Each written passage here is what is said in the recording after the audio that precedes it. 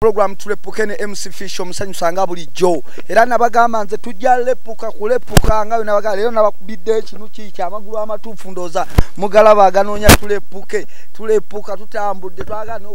kakabe kutuuka aluwa tujja tuukayo kabe koboko tujja tuukayo yonna ffe tujja tuukayo kati ono omusajja gwenzo okulaba musajja mulimi ayina ebibala bingi nnyo ebitooke ndoza mbiraba kwegamba tulino banna ono omusajja timugenda kwebuza ngenda lepuka nani naye kyobo manya ono omusajja gwe tugenda lepuka nayo nakulwa leero amanya ne dobozi bampita MC Fish omusanyusa program bagita tulepuke buli lwakubiri okutandika saawa 5 ombande puka n'omuntu yenna owakabi kubanga najikola wakabi osebo wekitibwa amanya go sebo amanya ne dobozi mpitibwa Rocky Giant gugakola sente abasinga ge bamanyi ge bawulira agange abazadde bange bampa mpitibwa Frederick Giriya Giriya Rocky Giant oli muki nze ndi mu Lugwala ajuddi tata ne mama balugwala kakutulimba gwe Oluganda lwoyogera luno sebo ngambe mboli mu Lugwala anti banzalire eno nkulidde eno banzalidde eno nkulidde mu Buganda buli kimu kati kiri ekinfulo mu Lugwala musaayi ogweri kati bakuziika eno banzalidde eno nkulidde eno buli kimu kiri eno ffe batuziikaawo naggalama eri temukyasobola kugendayo eriyo eriye bujajja eriye ensibuko ya buli kimu ensibuko ya buli omu muffe bwe bujajja kyogamba olulimi lweri olumanyi kubanga kati Oluganda olukuba budinda era nze nebaza Katonda nti olulimi olwewaffe ndumanyi era ndogera nabo ne bawakana kati bwe buzibu bwennina bwe njogera Oluganda bagamba mbw ate simanyi biki ate bwe njogamba bwe buzibu bwennina nti ndumanyi nnyo nosinga abaliyo eri kati abeeri ku kalo ngambye bulijja ani bayitayo malacha kati soko babuuzeko mu lulimi lwewammwe tulabe azimiche ba marachale marugiria Fred mva akware enva aya tungame mbabuzeeko atobuzibu kiwamvu kale mbabuzizaako nti mbabuzizaako abantu bangabe maracha amanya nze Giria Fred era mutabani wamwe Oluganda osobololanya ate nga lwaki ogwe Rocky weri olanyizeri kati wano osobololanya njagala obwakabaka obwa Katonda n'obwensi Ssaabasajja awangaale ntambudde nga Muganda nga sinnaba kuyimba kansooka okulanya mpita Rocky Giant kabaka wa hip hop ndi mwana wa ngoma omulangira mu bisoko n'akasula gye nsibuka bakayita hip hop force ndi mutabani wa track muzzukulu wa Talanta ayebase mizindalo mu lujja lwa kirabo neddira microphone ate sizanyisa stage era n'omubala gugogera ngoma nene fe tulina okola n'amaanyi paka lasti ntambudde nga muyimbi era omukadde w'ekika ndeso omusajja bulijjo mugamba hip hop yavaawa hip hop ki twagala okumanya hip hop mulabye aba hip hop bangi abazze kati ndi kujjajja oli kwe baase nawe bati sosi ya hip hop kati gwenzeko munonyeraze banga ddene kakati okijja nti okuyimba okutandika banga olaba okuyimba kuno omuntu yenna abayimbi most abali mu Uganda babonna nti okuyimba kubeeramu tomanya ddi otandika kola ki kuyimba oba okuyimba kuvidira mu ssomero buli muntu naye agenze okusomero fe tuli embatento tetumanyi ebyo byonna nti oba talent ebeekulimu naye kati okuyimba kuno okwafe okwensimbi fe twakubanga eddanga abantu tebanaba kuyimba infact okuva mu 98 mpaka 2000 nti ebiseera bali okuba nti nong'ogenda ku kintu n'obeerawo naye nga tokikola naye ng'ekintu ekyo kirimu ng'oli awo kyasinga n'ogamba nti ngenze kulaba mupiira naye nga togenze gusamba nti kati fe okuyimba twagenda nga tulaba abayimbi ng'oli mwana muto tebajja kuwa mukisa ogwo kati ng'okuyimba kukulimu muli songa ebbanga eyo nali obala nti natandika okwegomba okuyimba okwensimbi banga ddene nuzanga mu 98 tuyingira 2000 awo nanga nze neyita muyimbi ng'abantu tebamanyi nga tebampa kuyimba naye nga munze ndi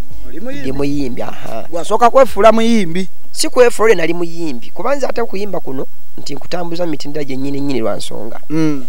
nze nasooka nembeerako MC bino ebyedda ebyo ebyokwogera mu nnyimba nga tomanyi nabajamaika ebwogera ebyo bo bijjuka ebe musibe ddaabo yajja time byabeeramu aha kati abe mu disco okisegedde kakati ebyo nga Jajja Tiger in fact Jajja Tiger oyo ye muntu ono tamanyi Rock Giant Jajja Tiger oyo atambulanga ne ba Milton Sama ba Emperor Orlando ate nga nze ndi muto kati ate nga Jajja Tiger ali mukwano gwange nnyo nga njagala nti lwansonga ne muganda bamita Robert yali bouncer nga atambula ku zi disco kati Tiger nanjagala nnyo ngandikaana era nangamba jangu natete kukamuka musimanyi video bichedda nangamba jangu nesa agenda naye mpaka esawa zino mukwano gwange nyifati yasoko kumpa kazindaalo mu biseera ebyo ebya truck ebyokuba bikukunku ebyo bimanyize ngoma zitwakubanga kukunku olinga ekyenya kalikala malidi ediye kukunku nabuli obuzina baffe buno bujjukira obo Nawe toli muto. I'm still young emyaka 12 sia obadde ki. Lucky believe. Kale music yavudde gamba nti tubadde munga ngolaba Milton Sama bayimba nengo oli muto. Ngale toyinza natuka wa wali ngomulengera bulengezi. So bwe kityo. Kakati Rock Giant nga tona yingira nnyo byako kuyimba mama ne tata kasoke manyi mama ne tata ani ko eyalaba nti talent yo nungi olaba abantu abo ndoza singa babaddewo kati bandyewonyiza nnyo kubanze nange okuyimba kuno neewunya sijja kulimba mu kike waffe mpozi oba jajja wange owokumeka gwe simanyi oba ye yali waffe teri muyimbi noko oliyo nze kanze ndiyo kwamba sibitegera nange nenzi bazadde baffe bafa bokyali muto ndoza nali wa myaka nga wakati w'etaano n'ena abakirabika bakwagaliza gye bali bakwagaliza era kyovula banjagaliza lwakuba tebandaba naye nga lumu waliwo kale twayimba tuka mu 2000 awo biki kati waliwo twatuka mu zaawadi ne bampa tebo nga azinga bamanyi nga bakunominatinze zino Pam Award ngamba kale singa mama badde wano ngomanyi bakuwabo oba bakunominatinze oyita abantu omuntu ogweyagala biki neko natula ku ntebe ngamba mama kale singa wali natula ko nalaba ku bino sengede ne kale nga toyenza kuchene nyawo bakukikabiramu so ne bazadde bange teba ndoza kale bamanyi nti ndi muyimbi ne bambi tebandaba bakulaba sebo ekyo kiri wakati waabwe ne Katonda akayimba kiko watandikako akayimba kola banti kana akayimba kampa ku sente nenfuna kajja olaba nze eno TV bagita believe nze mbasagala muntu ena ayogere byakulimba ayogere program etaliyo because kigambo believe kuba kukkiriza buterevu tegedde olaba music weddoyo kati nze okuyimba oluyimba abantu bebategeera nga tuvudde eri mu kyenda ne tujja mpaka wetuti 12 wenkola akayimba ke bayita Rafiki alafu tupige madansi kwenye style ya kibongo siyo wongo 12 nakola 2 mwezi ogw'omusanvu producer wako yali Geoffrey studio bali bagita True Vine yali eri ku Kizito Towers mu kibuga makati awo twakolera akayimba ako akayimba abantu bakagalanya ate katogo omwaka bia nte bakategeera ne bajja bakategeera 2-5 nikakwata nyonyo kugamba ke kakyusa kye bayita hip hop wano mu Uganda abantu batandika okwagala hip hop in fact akayimba ako kuva 2-4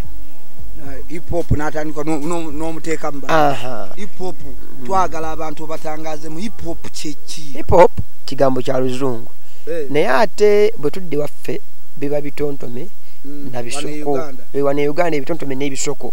oba kitegedde kati ng'okulanya in fact hip hop kye kintu ekyaddala nti hip hop ebeera mboozi ojolaba omuntu ng'alonya nti nze gundi avudde gindi okitege kati ebigambo ebyo singa oba osobola obikwata bulungi n'obitikako eŋŋoma already luba lufuuse luyimba kyovula nti hip hop mazima nti omuntu ayimba amazima mu hip hop omuwulire onyumirwa gojjebegereze olaba oluyimba lwa hip hop nga lulimu amazima olinga ebigambo byayimba byamazima bijja kukunyumira egeza hip hop alinga kadongo kamu kati hip hop oyinza omuganya kadongo kamu oba ku reggae music in fact kadongo kamu ne reggae kati nga muno mu Uganda sijja kulimba njagala ompe olimba lwa Maddox lumu otalimu mazima olwa Maddox nga temuli mazima byonna byayimba nga byebyo ayimba niwe bayimbye mukwano ayimba omukwano ogw'amazima Maddox Matimba nti ebintu ebyo byonna obiraba talina luyimba taliimu mazima byonna byayimba bya mazima lwakuba reggae mulimu abantu botalimbira okitegedde kati nga balaga mafini bo batulimba nnyo kuba naffe twalimbanga edda tekasooka kuba kulaga muganda wange si kubalaga ndijukira edda nze nakubanga hip hop naye nga temukuba mu lwaga kyova kati binyanguyira nnyo okitegedde ffe twakubanga zikukunkuzaani ezo wali engoma gye bayitanga bamusakata lwaga ligiyayimbiramu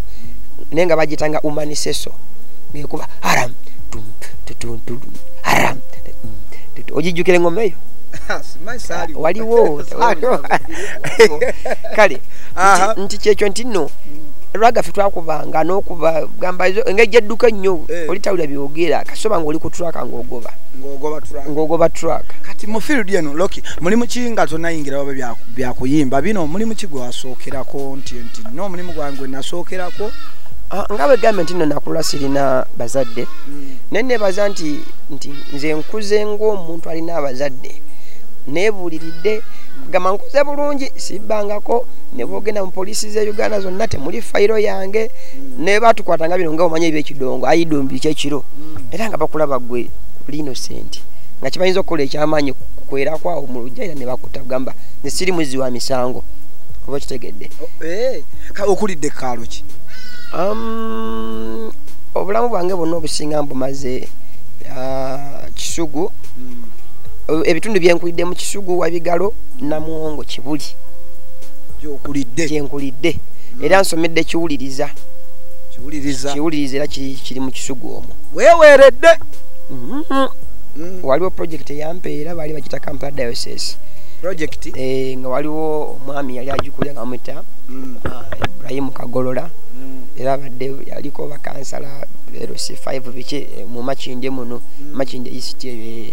yakuweerera yampandika mu gundi eyo project ne bansomesa kati ngalo ne World Division nga ziri bbiri nga ziyamba abantu mostly eyo project zakola nnyo Namungu eyo kubajuke Namungu abaana baali bangi obuvuyo bungi ate nga abasinga bamulekwa okitegedde so abasajja abantu abatuyamba nnyo naddala ne bakozaako ku mutwe banjoza kuba natandikira kiwuliza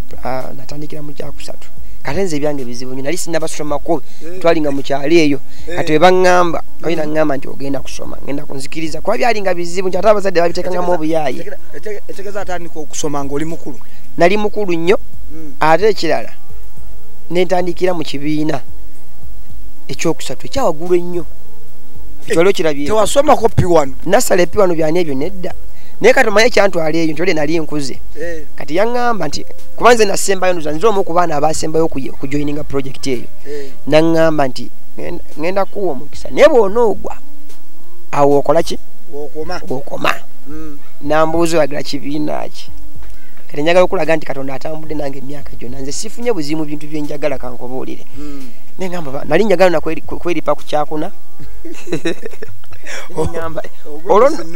nno omanyi nno olwo tuli mu second term in fact olunaku olwo fish lwe lunaku Mukama lwe yambikkulira nti ojja kulyanga ku music ali kuyamba mpaka oliva mu nsi kuba ebiseera ebyo jjukira second term mu masomero ga primary eba season yakuyimba kati neŋŋamba njagala kyakusatu bwe nayingira mu kyokusatu omwo nze nasaba naye bwebunya tebakolanga zinterview naye bwe nagamba kyakusatu era ne bantwala n'agamba Headmaster kuba abantu twaliyo bangi n'agamba Headmaster oyo mwana mukuleetedde naye no nga ngenzeyo nti fish kankubwireko abantu tuva wala eno Believe TV byenjogera njagala omuntu obikkirize si katabo si kibulamu bwange ogwo omwaka gwali gwa 9 kandabe natula P7 26 93 si kyekyo kuba nali mu kyakusatu mu 92 92 mu 92 nali mu kyokusatu mpulira kakati nga nagenda ku ssomero nga sina ngato nga sina kyennaka nalina kawunda suuti gye nava nayo muganda nga gintunga yali atunga kawunda suuti bagita kawunda suuti nga gyogenza osomeramu olwokuba nali njagala nali njagala nnyo kati bwe nagenda ng'omukisa guzze kati bwe nagenda nensanga bambi baasa nentuuka nze nanga omanyi ng'okyali muto bana nalina myaka 16 ebikyo kale nga ndi mukulu naye nga ndi muto manyi abantu bedda basomangawo nga bakulu kati gwe fish wandibadde saba zino ng'oli mu kyakuna ku musomo ogwedde ogw'ekyenda ali mu kyakuna kuba ebisajja ebyasamanga omupiira ng'olaba ebisajja bikulu bikiwe ebitobo kitegedde ntuuka nfunyako empale omukyala ngamba nedda empale gifungize edimasa nalowooza nti ogenze kumukola ki kumukuba bikonde nenzijjayo empale yange bagamba akajja obunaku kemanya kakati bambi omusajja bambi emboozi eno eryose nenzijjukira ne bwenkoma ku eno waliwo ebigambo Katonda mu butuufu ebintu byetwogera naye nga amaloboozi ga Katonda gali omwo oba okitegedde musajja yankwata ku mukono bati nga bunokwata akaana dimasa yali mulungi nnyo omusajja yali mulungi nnyo netugera n'akonkona abaana bode baali bamaze okuyingira naawita omukyala edimansita oyingira pifiri olunaku lwange olusooka nyingira mu kibiina sina kitabo sina kalamu sina kyenina nze nzize kusoma olese kibuli nze nzize kusoma ssebo kati ngaawo nawona mwami Kagola yantambuza emyezi ng'egyo 2 nangamba jangu nga bajja ku church bagenda bambi nakola najja kawongezi ne bagenda ku church nangamba ojja kujja kusawa nga 8 tukawo 7 nembeera okayatenga wabazze nga nti omugamba nti ndi wano nga nsirika nembeera nenkuba obuyinja nembeerawo kuva ku 7 8 9 mpaka 10 nayingira ne babeera omunafuluma ku 2 ng'oli nga ndi awo mulinze ku madaala okumala emyezi egyo 2 nga nekanga nga anko obadde ulikoze nazedda nangamba kale kankulabe encha kankulabe luli nangamba jange kane ngenda bwento okumala emyezi egyo 2 nozanga mukama atesitinga kyenjagala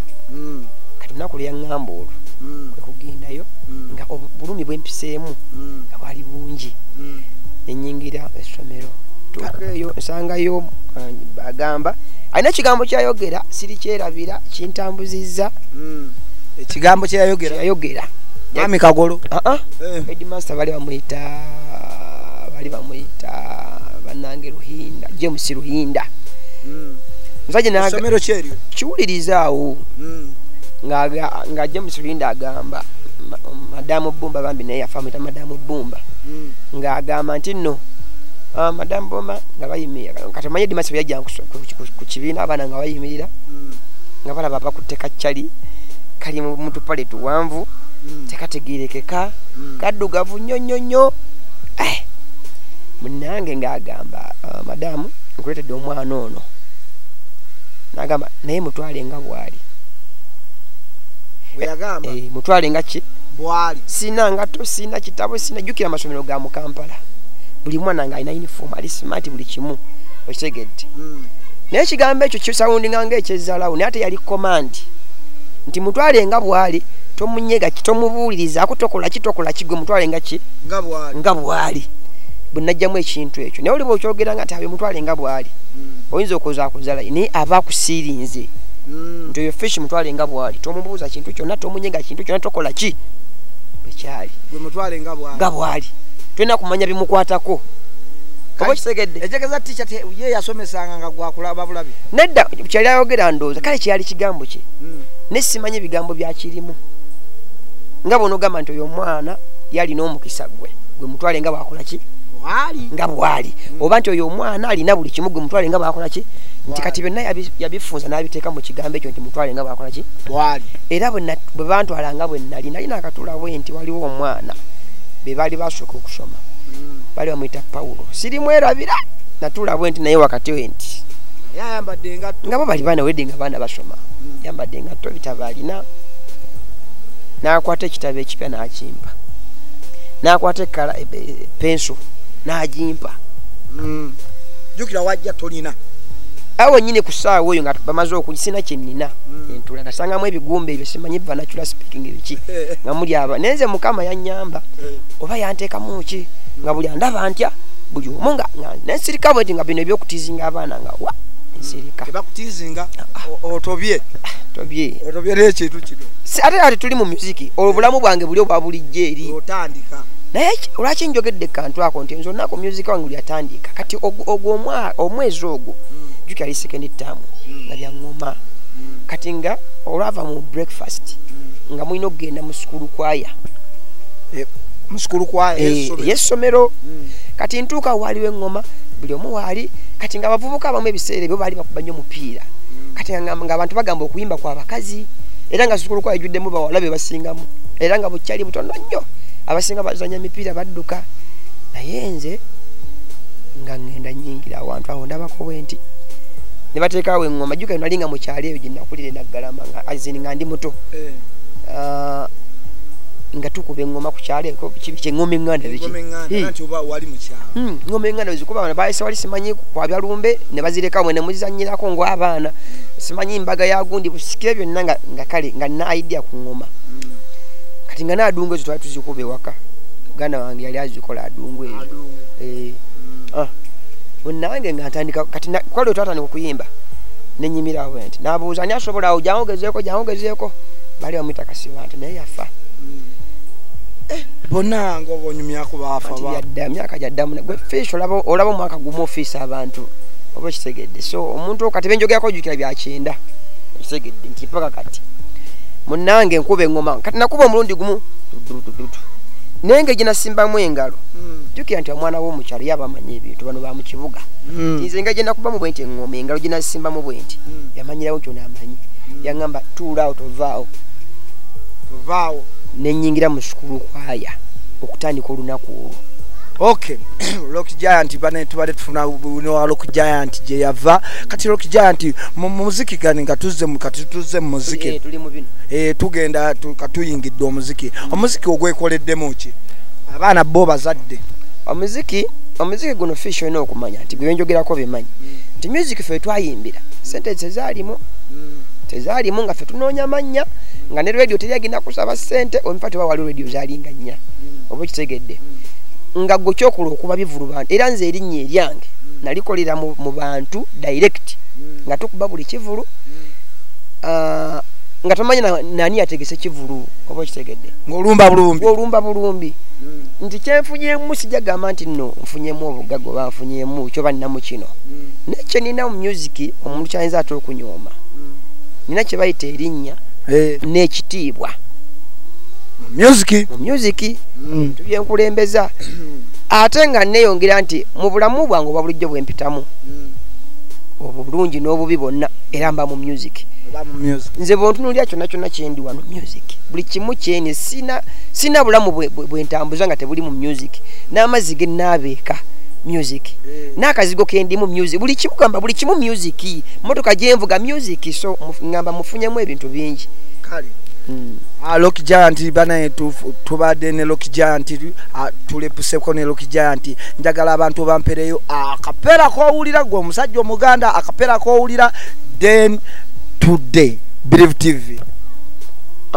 nena kubidda akapena lanyiza dda twagala kinandibadde mbagamba abantu bagamba bawe ku ebipya bingi nnyo mpozo bagamba program omanyi fish kankubireko bino ebintu by'okuyimba kuba mu akapera bane fish nze nkubye obupeera bane nkubye obupeera obukubira ku stage kubye obupeera waba kyenyizo gamba abantu ba Believe TV omanyi kati kankubireko ffe mazima tuli bantu bakulu mu music mu myoyo ne mu ndowooza oba kitegedde kali nze okuba akapera obanga atankakasa gwandaba naawe oba kitegedde so essaawa zino nyinza ogamba nti level za kapera bakapera mba nakuyimbira oba kubuya kikola kiddako ekintu kyebayita akapera kuba kutestinga muntu nti oli confident okisobola ekintu ekyo ndagaamu nkole ki ekitegeeza abakuba obupeera baba tebeekakasa nedda abakuba obupeera obalaba nti gwe omukaka okukola ekyo mulimu abayimbi bambi abatandika ng'olina omugamba naye okakasa by'oyimba okimaze mu bbanga ki ndagaamu tulabe nti kati experience wano gyakulaga ng'oyimba omanya naye nze emyaka kuva 12 nga bwe nkubuulidde tuyimba kyenyina ogamba abantu essaawa zo nti ebintu ebipya ebijja projects nina oluyimba ne Moses Radio ono wengu ndumanyi aba Good Life luyimba lulungi nnyo nina oluyimba ne producer wani waliwo oluyimba lwenina ne producer bamwita bannange mwerabidde bamwita producer bamutase namba yinjina wano bamutase ono jajja kati yerabira nnyo program tulepoke omunonyeza kamunonye mu iPhone olaba simu getukwata ebyo bintu byabajjajjawo ebityo naye mwagamba nga bakubye emiggago bakubye simu zetenkubye munange kakati Rocky Giant oyagala abateeka abasponsor ba manager oyagala ba manager wetagayo manager bo kuba omanyi omuntu yena ngali business partner tuyinza goba muntu manager mba mwetaaga sponsor mba mwetaaga promoter mba mwetaaga kubanga bye bintu byentambuliramu oba kitegedde gwali ku Believe TV Rocky Giant yetaaga manager sponsor ye wali waka wali tuli mu program tulepoke ne MC Fish omusanyusa okay Rocky Giant nga tugendo sibula bannange tugendo basibula wano muulidde ebyafaayo bya Rocky Giant je yava yona je yava ndowooza abasinga ndowooza mubadde ku TV nimukwatibwa n'ennaku nga ye muyimbi waffe bulijjo tumanyi basajja bakirodi bakibosireyo no abategesi b'obuvulu mumuwa obuvulu muwulidde bakuwa ebivulu kirabayo olaba ekintu kibatambo nno anti ono alina ssente abantu Uganda balemye okwawula essente ku music balemye okwawula talent era ku music oba kitegedde waliwo talent nebawo ne music omuntu yena asobola okukola music alina talent yenna naye ate omuntu wa talent aba yawukana ku music nti aba ne talent n'aba ne music oba kitegedde so tatwawule ssente zononye nnyo music wa Uganda olina okubanga govuga motoka mpya ati gwe wakabi olina okubanga okola kino gwe wakabi nedda oba kitegedde nti ffe tubanga twatandika music ono ate mbasinze sababu ya membo mpaka vulu lero sirina woba olabanga Rocky Giant ankolera nze ngenda kubivulu nga ndi ku demand oyina agamba Rocky Giant nga abantu demand y'amaanyi bane Rocky Giant olina kubira essimu yeso nga ekyo kyandaba kubivulu mbusimanyi ngenze eno akuba waliwo generation obuvunanyizibwa no sino ulasongola music mulimu gwange talent yange bulamu bwange oba kitegese kyonna kyenzibanzijemu mu budde bonna mu ngeri yonna mba nkisiima kuba kyekyo kye mba nkoleredde oba kitegedde so ekyo nga mitino ba manager osobola okujja n'eyungako ntambuza ekintu kuba nze ndi business olaba Believe TV tenza goba muntu alese bulango oba ovuddewa tesobola kanange Rocky Giant sinza goba muntu enaze kunteka mu business oba oli manager oba oli promoter jangu twogere nenga tekiri nti ebintu byange tebitambula because aba bantu sibalina mbalina nosobola okujja naye n'okola ki nojja nitweyongera ojja siba ekitobe kiri agali awamu gegaluma ennyama yes program tulepokerero ndepuseko ne jajja Rocky Giant Jajja Rocky Giant mumuwulidde Jajja Rocky Giant sibula abantu aba Believe TV program tulepoke yo basibule bannange njagala obbagamba nti kyembasaba nga mbasibula muwagire nnyo music we Uganda oyo omulungi buli muyimbi yenna togamba mbusijja gamba biki kino bwe tudda mu hip hop njagala muwagire buli mwana wa hip hop mu Uganda wano Fish okitegedde mumuwagire nyimba muzikube abalaga buli omugamba music ino yavaamu amaanyi agabulira omuntu agakuwa essuubi agakuwa amaanyi abayimbi be Uganda nebaza mukama nti yatuwa talenti okitegedde so mutuwagire mwetuli tukyaliwo abayimbi bannaffe batufuddeko emyaka gyonna egiwedde mpaka essaawa ya leero gundi naye nawulidde bambi yatufuddeko wamutegedde gundi yatufuddeko wano omuyimbi ono bamuyita owa bandi oyo bambi so nabo tubasabire n'abakyali abalamu twekuume tutambuze industry yaffe egende mu maaso njagala okwebaza Believe TV n'abagikolerako mwenna MC Fish goli muntu waffe mukama abakuume tubadde mu program tulepoke nga ndepuseko ne Jajja Rocky Giant ababulidde hip hop gye yava ndoza hip hop ndoza muwulidde bulungi mwennyini mwewuliridde Kayongo gwe bakyokola kyakabi nnyo editange Benja nayo kyokola kyakabi nnyo director wange Masembe nayo kyokola kyakabi nnyo mbagala nnyo mbagalya ddala okay tusinkane buli lwakubiri okutandika sawa 5 oba ondaba nga ndi kuli live nga nkuweereza n'abakabi bange bonna abambeera emabega bakyali bange mwena abala program yange temuvaawo paka last